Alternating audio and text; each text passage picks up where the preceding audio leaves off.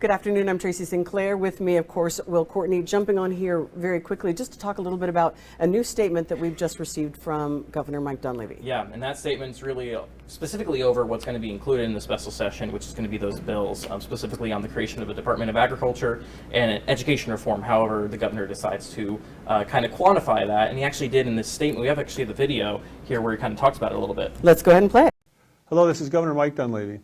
I've called the legislature in the special session beginning August 2nd to focus on two of the most important responsibilities we have as a state: fixing Alaska's education system and strengthening our food security system.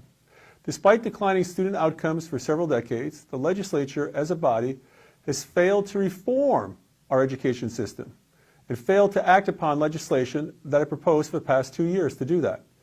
That's unacceptable. Alaska's teachers, parents, and students deserve better.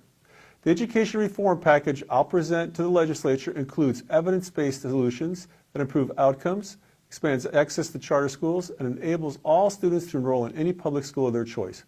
It'll give classroom teachers, and especially those in high turnover areas of the state, the financial incentives to stay, and invest more in reading with new tutorial grants. Last session, I introduced a tribal education compacting bill as well that would empower tribes to create and run schools, hopefully to get better outcomes for our kids. The legislature at that time ignored this bill, but this special session gives them the time they said they need. And this is an opportunity to act on that bill this coming week. I also issued an executive order to create a Department of Agriculture, a change that will improve our ability to work with industry, the federal government, and other state partners to grow more of our own food and build a stronger, more secure food system here in Alaska. With an estimated only 10 days of food on our shelves in case there's a disruption to our food chains, this only makes sense. These just aren't ideas. They're policies ready to pass now if lawmakers act.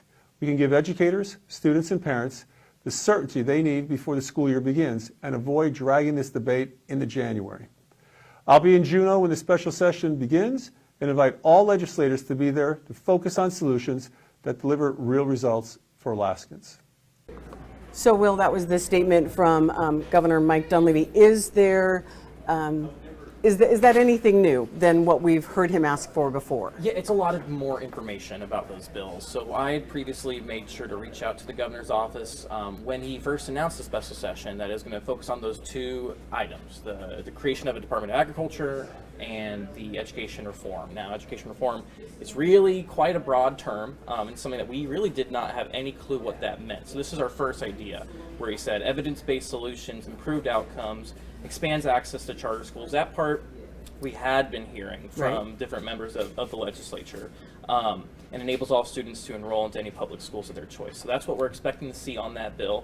Now, I did reach out to the governor's office just before this broadcast. They said that the bill will become announced in full come Saturday. That's the day that the special session starts on August 2nd. I'll be in Juneau for that, so look forward to our coverage as we kind of ramp up into that. But when it comes down to anything new as well, what I thought was significant was what he said at the end, where he invites all lawmakers to come down to that session. Because he had mentioned, because there is some risk that if they get enough votes, that they could overturn the line item budget veto that he made to education funding. So there is some risk that if they get enough people, and so originally he was encouraging, I believe, Republicans to not attend the first couple of days of the special session. Yeah, so this is something confirmed from the governor's office as well several weeks ago, that the governor had privately encouraged members of the minority to abstain from the first 5 days of voting. That's going to be the first 5 days where you can actually take on a veto override. If they aren't able to, if the majority and several minority members of the legislature aren't able to go and vote against that, then those vetoes are going to be dead in the water.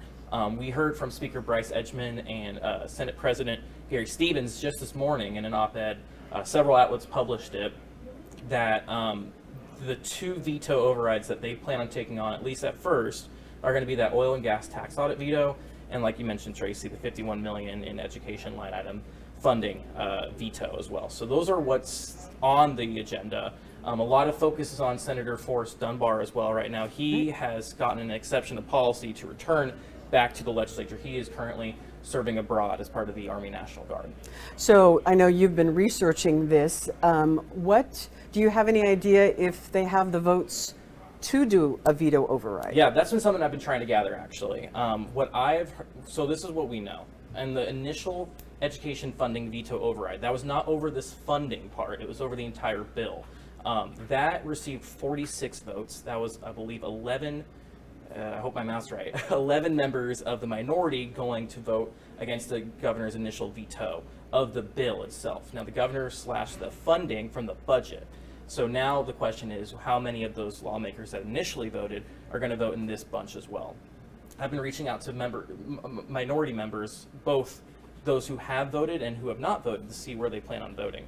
I've gotten confirmed from 3, I believe Senator Mike Cronk, Representative Justin Ruffridge, and I'm forgetting, or Senator James Kaufman. Those were the 3 that confirmed to me that they will be voting for this veto override. I actually sent an email out to all minority members today who have not already confirmed to me whether they plan on attending or whether they plan on voting for this veto override. So still a lot up in the air. As it currently stands, if the entire I pressed the button, I'm getting too animated. If all members of the majority vote for this veto override, they'll still need 10 members. So with the 3, that puts it down to 7. So we're still seeing if there's 7 out there. We're reaching out to the members who voted initially for that veto override, and we're still, seeing where things develop. So. Okay, and also, I know we tend to bypass it a little bit, but also the agriculture department bill and food security. So that will also be brought out. I'm assuming we expect to see that on Saturday as well? Yeah, that'll be a bill that's released on Saturday. I've spoken to a few members, specifically of the majority, I believe, who aren't nearly as interested in approaching this. This is a bill that was introduced in both the House and the Senate. This was before I actually came to the station, so I wasn't there for the entire legislature. Those bills seem to have been stalled down in committees last I checked. I'll have to make sure that's correct, but those bills did not receive a whole lot of attention. So to receive them kind of back into this special session, a lot of lawmakers have been telling me that's not a priority for them right now. Okay. Well, thank you so much for joining us. Will, thank you so much for your insight. We appreciate it, and we will be watching as we get closer to the special session as it comes up on this Saturday. And as Will said, he's going to be down in Juneau following that for us, and we will keep you updated with the latest information.